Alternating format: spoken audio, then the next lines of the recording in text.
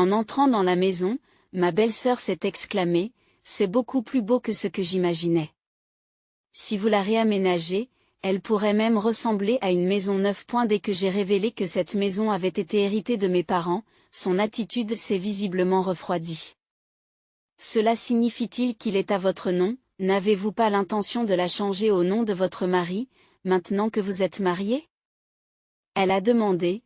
Le fait qu'il soit au nom de mon mari l'arrangerait bien. Depuis lors, ma belle-sœur a commencé à nous harceler fréquemment, moi et la famille de ma sœur. J'ai 35 ans et j'occupe un poste de cadre dans mon entreprise. Je suis mariée, mais je n'ai pas d'enfant. Ce jour-là était un jour férié rare pour moi, et je faisais un grand ménage à la maison avec ma sœur, son mari, leur fils et leur fille. La famille de ma sœur et la mienne vivaient ensemble dans la maison de mes parents. Après le décès de nos parents, c'est moi qui ai hérité de la maison. J'ai dû prendre en charge les mensualités du prêt hypothécaire, mais je suis attachée à cette maison et j'ai toujours voulu y vivre. Le prêt hypothécaire sera bientôt remboursé. Ma sœur a déménagé pour aller à l'université et a vécu ailleurs après son mariage. Il y a 6 mois, nous avons dû nous installer temporairement dans cette maison parce que les anciens résidents avaient besoin de gros travaux de rénovation. Cette maison est spacieuse, mais elle a vieilli au fil des ans. Il se peut qu'elle ait bientôt besoin de réparation. Ma sœur marmonnait tout en faisant le ménage. À ce moment-là, une voix forte s'est fait entendre à l'entrée. Ma sœur, vous êtes là? Ouvrez, s'il vous plaît. En regardant dehors, j'ai vu ma belle-sœur avec beaucoup de bagages. Qu'est-ce qui s'est passé? Qu'est-ce que c'est que ces bagages? J'ai demandé, ce à quoi elle a répondu bruyamment de l'autre côté de la porte.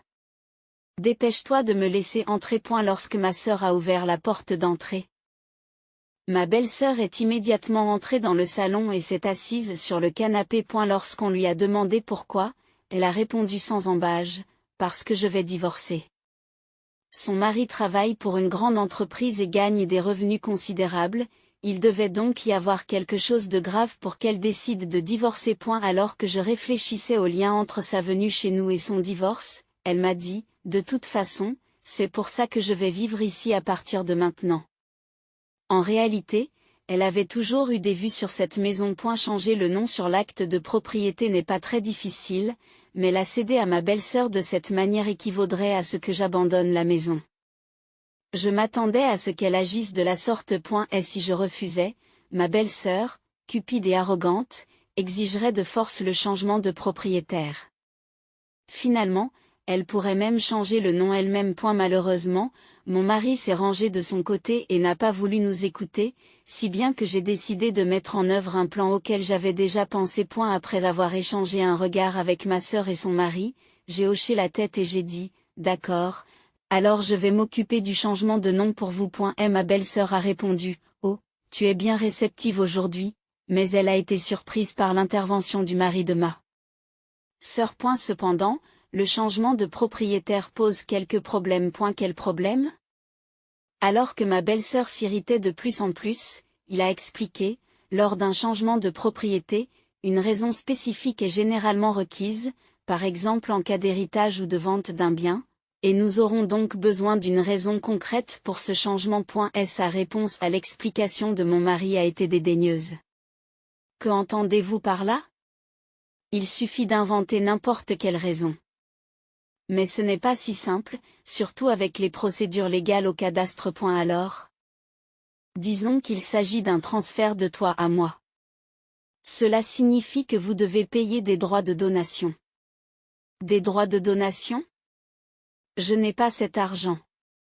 De plus en plus en colère, elle s'est adressée au mari de ma sœur. J'ai soupiré devant son attitude et lui ai dit, et si tu m'achetais la maison? Acheter une maison alors que je suis en train de divorcer? Où trouverais-je l'argent pour cela? Eh bien, acheter la maison serait un atout, et vous pourriez la vendre plus tard pour une grosse somme, ai-je suggéré. Son expression s'est adoucie et elle a esquissé un sourire malicieux. D'accord, alors je t'achète la maison. D'accord, alors je t'achèterai la maison. Cela vous convient-il? Mais il y a un autre problème. De quoi s'agit-il cette fois-ci? Oui, comme l'a souligné mon beau-frère tout à l'heure, il y a plusieurs problèmes. J'ai dit, exaspéré par le comportement irritable de ma belle-sœur. Mon beau-frère a commencé à expliquer le deuxième problème. Lors de l'achat de la maison dans le cadre d'une transaction familiale, si le prix s'écarte considérablement de la valeur du marché, la différence peut être considérée comme un don, ce qui peut entraîner des droits de donation. En entendant cela, ma belle-sœur a soupiré. Encore des impôts. Voyant sa réaction, j'ai suggéré, alors, nous n'avons pas d'autre choix que de demander à un agent immobilier de faire de la médiation. Et la médiation? Cela signifie que nous devons payer des frais de courtage, n'est-ce pas? Oui, mais cela permet d'aligner le prix sur celui du marché et de nous épargner les tracas de la paperasserie. J'ai répondu, c'est peut-être la solution la plus rapide. Alors, allons-y, s'il vous plaît. Ma belle-sœur a répondu. Nous laissons tout faire. C'était pourtant le meilleur choix pour nous. Nous avons contacté une société immobilière où travaille mon beau-frère et un scribe judiciaire pour procéder à la vente de la maison et au changement de propriétaire. Pendant que je cherchais un nouvel endroit où emménager, mon mari est rentré à la maison. Je lui ai annoncé l'intention de ma belle-sœur de vivre ici, et comme je m'y attendais, il a été ravi. Tu es sûr que ça ne pose pas de problème? Tu as toujours dit que tu ne t'entendais pas avec ma sœur. Ce n'est pas grave.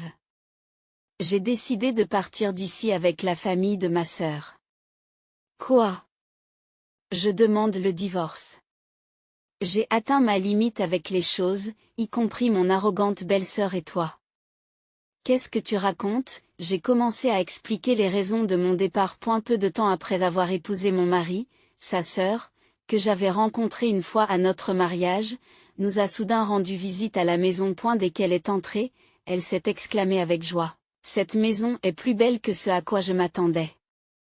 La rénover pourrait la rendre comme neuve. En hochant la tête, je lui ai dit, j'ai hérité de cette maison de mes parents. Cela signifie qu'il est à votre nom, n'est-ce pas? Vous n'avez pas l'intention de le changer au nom de votre mari après le mariage? Demanda-t-elle brusquement, me laissant perplexe. En y repensant, il est possible qu'elle ait comploté quelque chose à partir de ce moment-là. Avoir la maison au nom de mon mari aurait été plus pratique pour elle. Mais à l'époque, je ne m'en suis pas rendu compte et j'ai laissé filer la conversation, ce qui a semblé la mettre en colère. Depuis lors, elle a développé une hostilité envers moi et la famille de ma sœur. Pendant les fêtes de fin d'année, lorsque nous avons rendu visite à notre belle famille, ma sœur et moi avons été envoyés faire des courses par ma belle-sœur et forcés de payer tout ce qu'on nous demandait d'acheter. Après cette expérience, nous n'avons plus jamais remis les pieds chez nos beaux-parents. Cependant, elle a continué à se présenter et à s'annoncer chez nous, exigeant de rester et faisant souvent irruption. Même après avoir vécu dans la famille de ma sœur pendant 6 mois, son comportement n'a pas changé. Pire, elle a commencé à s'attendre à être traitée de la même manière par la famille de ma sœur, sans aucune réserve. Lorsque je lui ai dit qu'en tant que femme mariée, tu devrais compter sur ton mari, elle m'a rétorqué que ce n'était pas tes affaires. Et ne te mêle pas des affaires familiales des autres. Lorsque j'ai demandé à mon mari de faire quelque chose pour sa sœur, il s'est énervé et a dit, de manière incompréhensible, elle a traversé beaucoup d'épreuves depuis qu'elle s'est mariée. C'est probablement un problème de femme et de belle-mère. Essayez de comprendre. C'est ce qui m'a poussé à envisager le divorce. En outre, un jour où j'ai interrogé mon mari sur sa destination lors des sorties et que je n'ai pas obtenu de réponse, j'ai commencé à le soupçonner d'infidélité. Après en avoir discuté avec la famille de ma sœur, nous avons décidé de prendre nos distances avec ma belle-sœur et mon mari et de nous venger. Dans un premier temps, j'ai engagé un détective pour enquêter sur la liaison présumée de mon mari. J'ai ensuite commencé à chercher des informations sur l'Internet pour résoudre le problème de la belle-sœur. Finalement, j'ai trouvé une méthode efficace et convaincante. Entre-temps, les résultats de l'enquête sur l'infidélité de mon mari sont arrivés, montrant des preuves évidentes de sa mauvaise conduite. Si ma belle-sœur passait à l'action, nous serions prêts à mettre notre plan à exécution. Avec la famille de ma sœur, j'ai attendu avec impatience cette occasion décisive. Aujourd'hui, alors que ma belle-sœur exigeait le changement de nom, ce qui modifierait la propriété de ma maison. Le moment était venu de mettre notre plan à exécution. Lorsque mon mari est rentré à la maison, j'ai annoncé mon intention de divorcer. Vous me trompiez, n'est-ce pas? Que voulez-vous dire par là? Mon mari était complètement choqué. Cependant, j'ai continué à le contre-interroger calmement et en me basant sur mes preuves. Ma belle-sœur était elle aussi parfaitement rentrée dans notre plan. Argumenter ou se taire. C'est à vous de voir. J'ai rassemblé suffisamment de preuves. Ne résistez pas inutilement et signez rapidement les papiers du divorce. Mais cela, je veux dire, bataille juridique ou médiation, l'un ou l'autre convient. Le divorce est une décision prise. Mon mari ne savait plus où donner de la tête. À ce moment-là, ma belle-sœur est apparue et a dit, « Grand frère, pourquoi traînes-tu? Si tu es libre, aide-moi à porter mes bagages. J'ai besoin que vous attendiez un moment. D'abord, j'ai besoin que mon mari signe ses papiers de divorce. Quoi? Le divorce. Qu'est-ce que tu veux dire? Nous avons décidé de divorcer. Si vous avez l'intention de vivre ici, je n'ai pas besoin de rester. Ma sœur et son mari ont suivi mon exemple. De plus, nous avons l'intention de quitter cet endroit. Vous pouvez utiliser cette maison comme bon vous semble. En entendant mes paroles, ma belle-sœur a souri et a dit, « Ce n'est donc plus votre maison ni celle de votre sœur. » C'est ça? C'est exact. J'ai l'argent de la vente de la maison et de l'accord de divorce.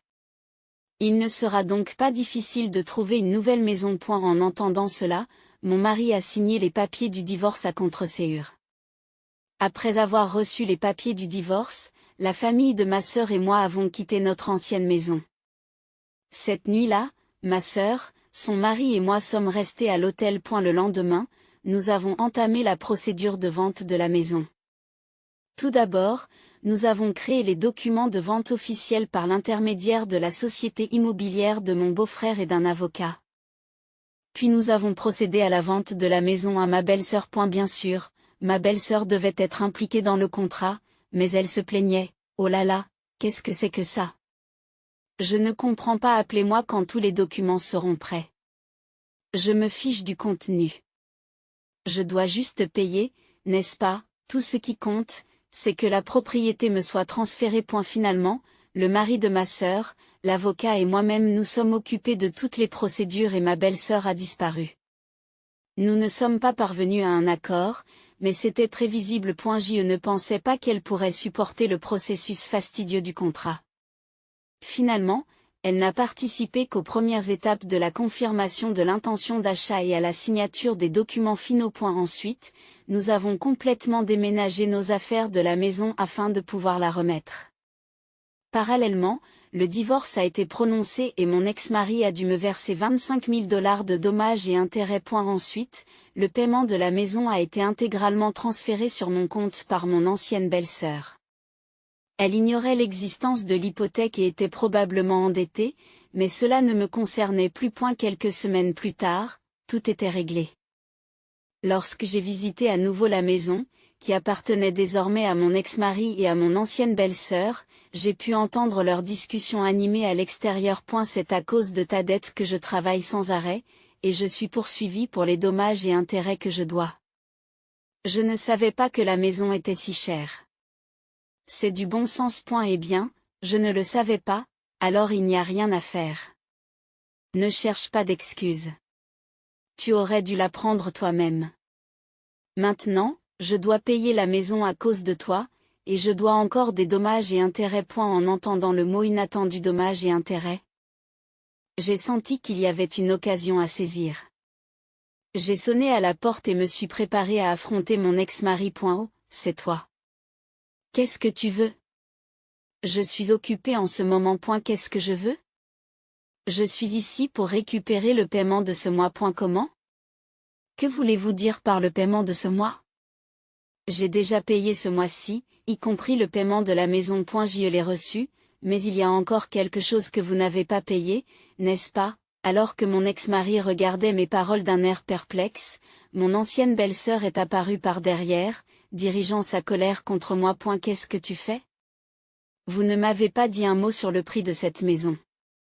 Que voulez-vous dire par cette maison? Je n'étais pas au courant qu'elle était si chère. Tu n'as pas lu les documents que j'ai envoyés? Je n'y ai pas prêté attention. En effet, j'avais envoyé tous les documents nécessaires à mon ancienne belle-sœur, mais c'était à elle de les lire. J'ai vendu la maison à un prix correct. Mon ex-mari a semblé d'accord en lui disant de se taire pour éviter d'autres complications. Puis il m'a demandé, de quoi parliez-vous à propos de ce paiement? Je parle de la redevance de location du terrain. Pour le terrain sur lequel se trouve cette maison. Mon ex-mari et mon ancienne belle-sœur ont tous deux eu l'air perplexes. Ils n'ont manifestement pas compris ce fait. Je n'avais vendu que la maison, en conservant les droits de location du terrain. Cela signifie que la maison appartenait à mon ancienne belle-sœur, mais que j'étais propriétaire du terrain sur lequel elle était construite et que j'avais donc le droit de percevoir une redevance mensuelle. Et la redevance de location du terrain est généralement déterminée par voie de négociation, mais comme mon ancienne belle-sœur avait négligé la procédure, je l'ai fixée à $3 000 par mois. Mon ex-mari et mon ancienne belle-sœur ont été choqués et scandalisés par ce montant. Incroyable! Vous payez $3 000 par mois pour le terrain, oui, mais vous avez signé le contrat. De plus, vous serez responsable des taxes foncières pour la maison, comme le stipule le contrat. Vous ne l'avez pas lu, c'est ridicule. Si c'est le cas, nous n'avons qu'à vendre la maison. Malheureusement, ce n'est pas une option. Tant que je n'autorise pas la vente en tant que propriétaire foncier, vous ne pouvez pas vendre la maison en raison des droits du bailleur. L'explication a laissé mon ancienne belle-sœur dans l'incrédulité la plus totale. Vraiment, c'est vrai, eh bien, c'est à vous de décider. Soit vous payez les $3 000 chaque mois, soit vous renoncez à la maison. Je lui ai dit qu'étant donné leur dette pour les dommages et l'achat de la maison, il était clair qu'il ne pouvait pas se permettre cette nouvelle redevance mensuelle. Finalement, mon ancienne belle-sœur a choisi de me rendre la maison. Comme ce problème avait été causé par mon ex-mari et mon ex-belle-sœur, ils ont pris en charge tous les frais de transaction. Nous avons ainsi pu récupérer notre maison. Apparemment, mon ancienne belle-sœur avait emprunté l'argent pour la maison à ses parents qui, en apprenant cet incident, se sont indignés contre elle et mon ex-mari et ont exigé le remboursement. Actuellement, mon ex-mari jongle entre un travail de jour et un travail de nuit, et mon ancienne belle-sœur travaille dans un supermarché et exerce également un travail de nuit. Mon ancienne belle-sœur avait apparemment une liaison qui a été découverte par son désormais ex-mari, ce qui a entraîné des demandes de dommages-intérêts supplémentaires. C'est moi qui l'ai dit à son mari. Depuis lors, la famille de ma sœur a terminé ses travaux de rénovation et est retournée dans sa propre maison, et j'apprécie de vivre seule. Oh, la voiture que je viens d'acheter? Je vais m'en occuper. Comme le contrat de paiement est à votre nom, je compte sur vous pour rembourser le prêt. En fait, j'ai rencontré une femme qui m'attire beaucoup. En me disant cela, mon mari a disparu comme un brouillard devant mes yeux. Il ne me restait plus que ma fille unique et une énorme dette de $500 000. Je m'appelle Beth et j'ai 40 ans. Je suis une femme qui concilie les tâches ménagères et mon travail sur un site d'entreprise dans la région de Métropolitain. J'ai une petite famille avec mon conjoint, Chris, qui a le même âge que moi, et ma fille de 11 ans, Rose. Depuis son plus jeune âge, Rose est exceptionnellement brillante. Lorsqu'elle est entrée à l'école primaire, elle savait déjà lire et écrire l'anglais et l'espagnol, et elle connaissait plusieurs encyclopédies par cœur. Elle possède un talent énigmatique et me défie comme un débatteur sur des sujets d'actualité. Ses résultats scolaires sont exceptionnels parmi ses camarades de classe, et sa vitesse de réflexion est rapide. Elle est si intelligente que je n'arrive pas à croire qu'il s'agit de ma propre enfant. En tant que parent, je suis tout simplement stupéfait par son intelligence. En revanche, Chris a toujours été paresseux et inconstant, ne s'accrochant jamais longtemps à un emploi et le quittant toujours après une courte période. Elle a changé d'emploi dans de nombreuses entreprises. Au moment où il semblait que son salaire augmentait enfin, il changeait à nouveau d'emploi, revenant à un salaire de départ. Nos économies n'ont jamais augmenté. Inquiète pour l'avenir, j'ai un jour envisagé de quitter mon emploi pour me consacrer à l'éducation de Rose et au développement de son potentiel. Mais si je quittais mon emploi, les finances de notre ménage s'effondreraient. C'est donc à contre-ségur que j'ai continué à travailler à temps plein pendant toutes ces années. Mais récemment, l'emploi de Chris s'est enfin stabilisé. Et elle a dépassé de loin sa précédente ancienneté d'1 an, puisqu'il travaille au même endroit depuis 3 ans.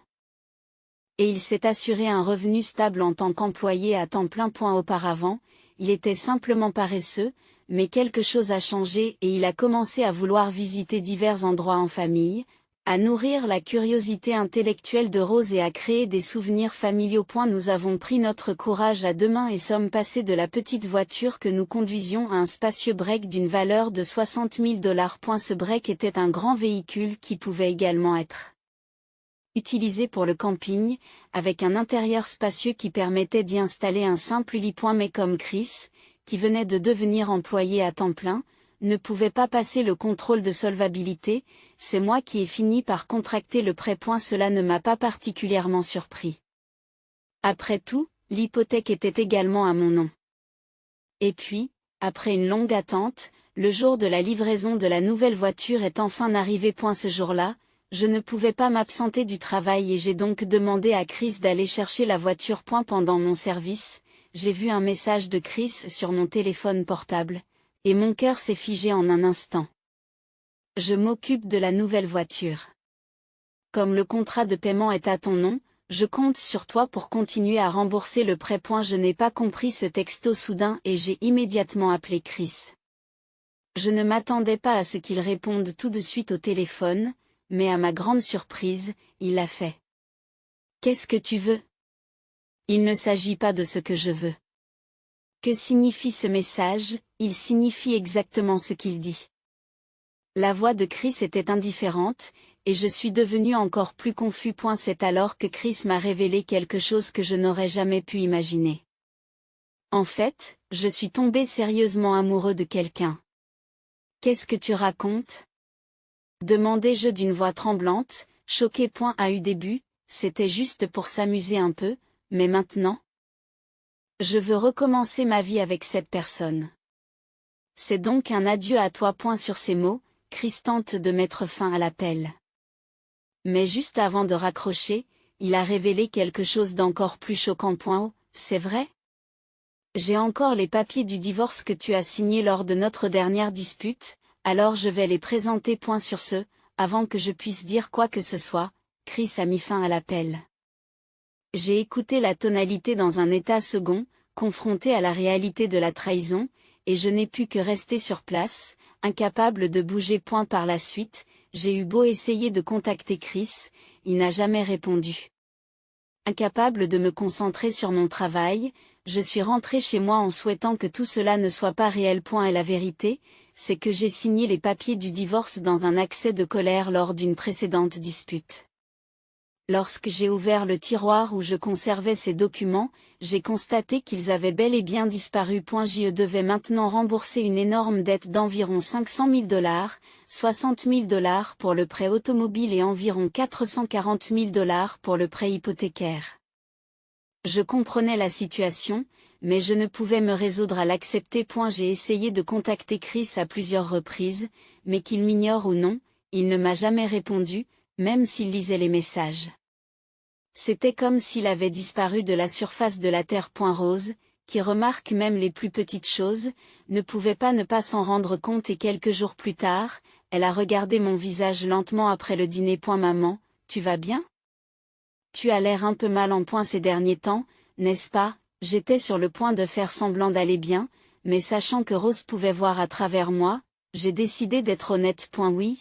Je suis un peu fatiguée. Rose semblait savoir que j'avais d'autres choses à dire. Maman, cette habitude de te frotter les mains, c'est un signe que tu mens, n'est-ce pas? Rose l'a fait remarquer avec son sens aigu de l'observation, et je n'ai pas pu m'empêcher de sourire. Elle a continué à parler. Papa n'est pas rentré depuis avant-hier? Est-ce que ça a quelque chose à voir avec ça? Face au regard clair de Rose, j'ai hésité intérieurement. Puis, j'ai pris une grande inspiration pour dire à Rose toute la vérité. Je pensais qu'il était impossible de continuer à la cacher de toute façon, alors je lui ai raconté tout ce qui s'était passé. Après avoir tout entendu, Rose a simplement répondu avec un soupir, je vois. J'ai pensé que papa pourrait faire quelque chose comme ça. Tu n'es pas prise? Tu n'es pas surprise? Demandai-je. Oui, je ne suis pas surprise. Je pensais qu'un jour comme celui-ci viendrait. Rose a dit, son attitude calme comme si elle comprenait tout était contraire à l'agitation que je ressentais. Mais au fond de moi, je savais que le fait que ses parents se soient séparés devait la blesser. Je me suis excusée auprès de Rose au fond de mon cœur pour mon impuissance et j'ai travaillé avec une vigueur renouvelée le lendemain, comme pour tout balayer. Cependant, n'étant pas très résistante par nature et mentalement fragile, j'ai rapidement commencé à souffrir physiquement et mentalement de cette situation stressante et j'ai commencé à tomber malade le jour d'un inventaire important au travail. J'ai eu du mal à me tenir debout et j'ai fini par m'effondrer sur le sol, épuisée. Quelque chose ne va pas? Désolée, je me sens un peu malade. Je vais faire une petite pause. Après avoir murmuré ces mots, j'ai perdu connaissance. J'entendais mes collègues parler, mais j'étais dans les vapes. Lorsque j'ai repris conscience, j'ai été accueillie par un plafond blanc et de nombreux tubes enroulés autour de mon corps. Apparemment, je me trouvais dans une chambre d'hôpital et mes collègues avaient appelé une ambulance pour moi. Le diagnostic a nécessité des examens plus approfondis et j'ai dû être hospitalisée. Alors que je maudissais ma faiblesse et que je mouillais l'oreiller de mes larmes, Rose, habituellement calme, s'est précipitée dans la chambre d'hôpital. Alors que je me retournais pour essuyer mes larmes, Rose m'appela d'une voix déchirante. Maman, tu vas bien? Tu ne vas pas mourir subitement, n'est-ce pas? En voyant Rose, son comportement habituellement calme a été perturbé pour une fois. Je la rassure en lui caressant doucement les cheveux. Ne pense pas à ça. Il est hors de question que je te laisse seule. Vraiment? C'est un soulagement. J'ai cru que mon cœur allait s'arrêter. Rose a poussé un soupir de soulagement. Elle n'avait que 12 ans. Pour le bien de Rose, j'ai décidé de retrouver la santé. Mais ma santé était plus gravement compromise que je n'aurais pu l'imaginer. Après que le diagnostic a révélé une ombre sombre sur mes organes, le médecin m'a dit qu'il pouvait s'agir d'une tumeur maligne. Une intervention chirurgicale s'imposait donc. J'ai donc décidé de me faire opérer. Le rétablissement après l'opération s'est étonnamment bien passé. Heureusement, la tumeur s'est avérée bénigne. J'aurais besoin d'un suivi régulier. Mais j'ai pu quitter l'hôpital un mois après l'opération. Le jour de ma sortie, un mois exactement après la disparition de Chris, je suis rentrée chez moi et j'ai trouvé une enveloppe dans la boîte aux lettres.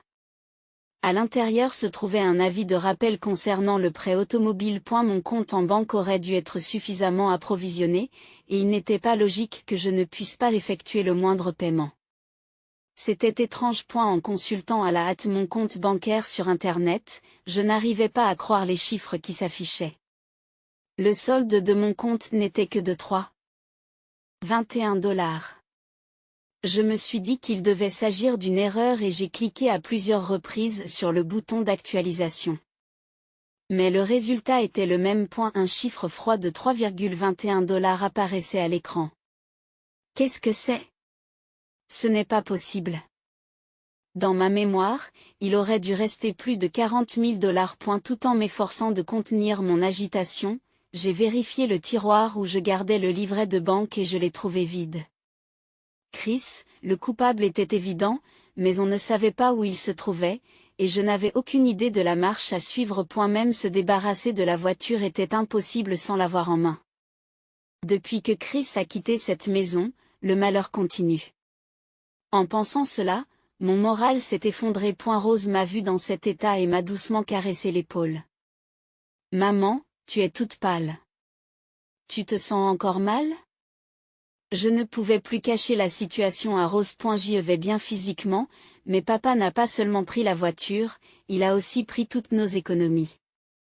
Je me remets à peine d'une maladie et je ne peux pas reprendre le travail tout de suite, alors je suis dans le pétrin. En entendant cela, Rose est revenue avec des mots d'encouragement que je n'avais même pas envisagés. Maman, tout va bien. Nous sommes tous les deux vivants, après tout. Je mentirai même sur mon âge pour chercher un emploi sur Internet s'il le faut. On peut être bien payé en faisant de la programmation. En voyant ma fille de 12 ans s'efforcer de me remonter le moral, je me suis reproché ma déception. Je suis désolée de t'avoir inquiété. Maman fera de son mieux. Alors que je disais cela en souriant, Rose, incapable de cacher sa joie, suggéra malicieusement, et si on commençait par reprendre la voiture à papa? Je me suis retournée à la proposition soudaine de Rose. Comment pouvons-nous la récupérer? La voiture est enregistrée au nom de maman, n'est-ce pas?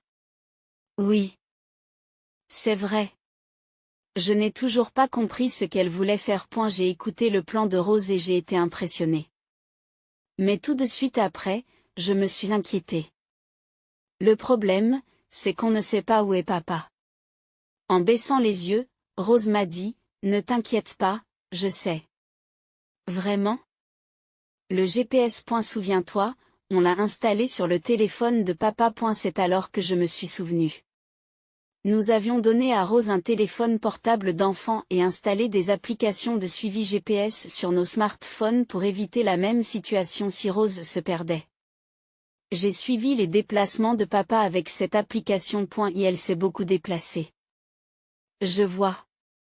Mais comment allons-nous l'attraper? Rose sourit secrètement et dit, ne t'inquiète pas, j'ai déjà préparé un plan. Lorsque j'ai entendu le plan de Rose, j'ai été surpris par son intelligence. Rose connaissait même les détails de la maîtresse de Chris. Maman, donnons une petite punition à papa qui nous a trahis. C'est ainsi que Rose et moi nous sommes préparés à passer à l'action. Les jours passèrent et un jour, mon téléphone portable sonna. C'est toi, Beth? J'ai besoin d'aide. J'ai besoin d'aide. Qui est-ce? C'était Chris. Lorsque j'ai prétendu ne pas le connaître, il s'est agacé et a dit, c'est quoi cette blague, je suis votre mari. En ce moment même, la police m'arrête dans la rue et m'interroge. Si cela continue, ils m'emmèneront au poste de police. Viens vite et explique-toi. HM, je n'y peux rien. Je comprends. Attendez-moi là. Sachant que Chris n'était pas loin grâce au GPS, Rose et moi nous sommes dirigés vers son emplacement. Chris se tenait à côté de la voiture, interrogé par un officier. Je me suis approché de l'officier et lui ai demandé, pourriez-vous nous laisser parler un peu? Puis je leur ai demandé de s'éloigner un instant. Chris semblait mal à l'aise et nous a poussés, Rose et moi, à monter dans la voiture. À l'intérieur se trouvait une jeune femme, sa maîtresse, qui nous jetait un regard noir. Mais franchement, cela n'avait pas d'importance. Après avoir fermé les portes, Chris a poussé un profond soupir et a dit, « Je suis content que vous soyez venus. » Mais pourquoi ces gens m'ont-ils interrogé? Pourquoi l'ai-je fait? Parce que la voiture a été volée et que je l'ai signalée à la police. Les yeux de Chris s'écarquillent de surprise. Quoi? Pourquoi as-tu fait ça? Pourquoi, si la voiture de quelqu'un a disparu, il le signale naturellement à la police? Chris semblait toujours incapable de comprendre la situation, continuant à insister sur le fait qu'entre époux, les crimes ne sont pas un problème, et que les biens sont partagés, mais nous étions déjà légalement divorcés. De telles excuses sont inacceptables. C'est toi qui as déposé les papiers du divorce. C'est un problème si vous utilisez la voiture de quelqu'un d'autre sans permission.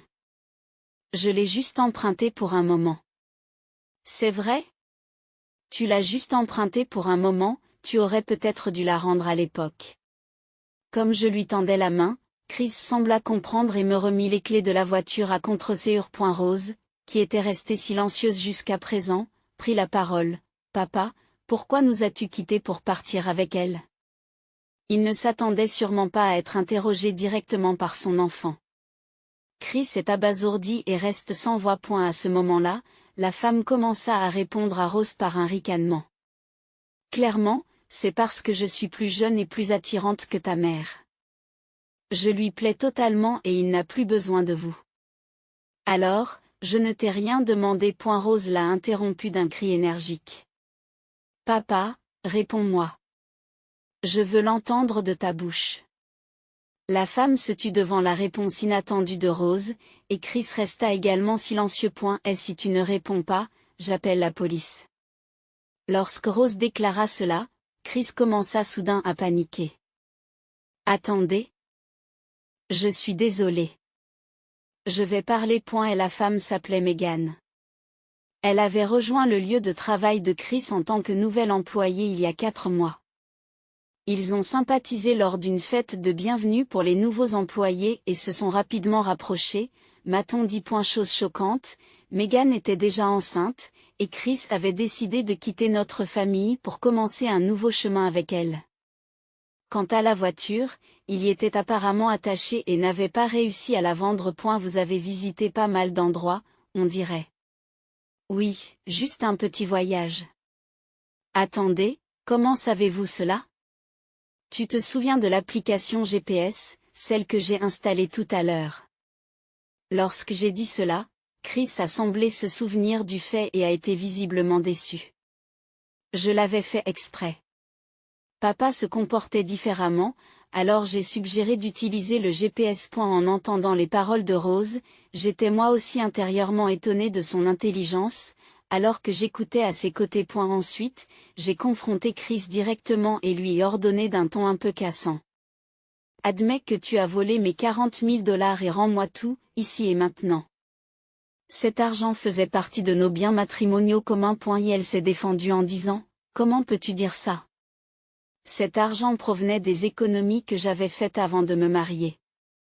Il semble que Chris ait déjà dépensé les $40 000 avec Megan. Remonté par la colère, je n'ai pu dissimuler ma surprise et j'ai insisté. Non seulement vous avez utilisé la voiture, mais vous avez aussi dépensé mes économies. Ce n'est pas un simple délit que l'on peut négliger. Où avez-vous aussi emprunté cet argent? Pendant ce temps, Megan essaie discrètement de partir. Cependant, au moment de sortir de la voiture, elle pousse un cri strident. Ses parents se tiennent devant elle. Leurs visages sont remplis de colère. Pourquoi mes parents sont-ils ici? Parce que je leur ai demandé de venir, dit Rose calmement. En fait, pendant que j'étais à l'hôpital, il semblait que Rose était allée sur le lieu de travail de Chris, faisant semblant de pleurer. Papa a quitté notre maison. Touché par son geste, un des employés lui a donné l'adresse de la maison des parents de Megan. Chris et Megan s'étaient montrés ouvertement affectueux au travail. Tous les moyens sont bons pour former un couple. Et le fait qu'ils aient quitté l'entreprise en même temps avait éveillé les soupçons d'une relation inappropriée. Vieille sorcière, j'ai montré ta photo à tes parents et ils ont accepté de parler. Megan n'avait plus de place pour être choquée d'être appelée vieille sorcière. J'ai alors posé une autre question. Megan, votre ventre est très visible. Quand le bébé doit-il naître? À ce moment-là, le teint de Megan change et tous les regards se tournent vers elle. Oui, le bébé doit naître dans 3 mois. C'est assez tôt. 1, 2, 3. Le calcul n'est pas juste. Chris nous a regardés, perplexes. Qu'est-ce que tu veux dire? C'est étrange. Comment quelqu'un qui a des enfants peut-il ne pas comprendre? La durée normale d'une grossesse est d'environ 9 mois. Même si vous avez rencontré cette femme et qu'elle est tombée enceinte il y a 4 mois, pourquoi le bébé naîtrait-il dans 7 mois? Chris semble enfin comprendre la situation. Il se met à trembler. Megan, m'as-tu trompé? Megan ouvre la bouche comme pour argumenter. Je n'aurais jamais cru qu'on me surprendrait ici. Je pensais pouvoir tromper quelqu'un d'aussi simple que vous. Ce n'est pas une blague. Tu as tout gâché pour moi. Chris et Megan entament une dispute inesthétique. Pendant que la scène se déroule, nous appelons de nouveau la police. Une voiture de police arrive bientôt. S'il vous plaît, je ne veux pas avoir affaire à la police. Chris a plaidé d'une voix douloureuse, mais Rose et moi lui avons seulement jeté un regard froid. Quand tu auras payé pour tes crimes, nous prendrons notre temps pour récupérer l'argent. Je sais où tu travailles. L'indemnisation, la pension alimentaire, la moitié de l'hypothèque, plus les $40 000 que j'ai économisés, Tu travailleras dur pour tout rembourser. Alors que Meghan regardait Chris se faire emmener par la police, j'ai déclaré, puisque vous êtes au courant de tout, vous serez considéré comme complice du vol. Si Chris ne peut pas rembourser l'argent, le fardeau retombera sur vous. Préparez-vous à cela. À mes mots, Meghan tremble de façon incontrôlable, cherchant de l'aide auprès de ses parents, mais ils ne l'aideront pas du tout. C'est ainsi que nous avons remporté notre victoire sur l'odieux Chris et Meghan.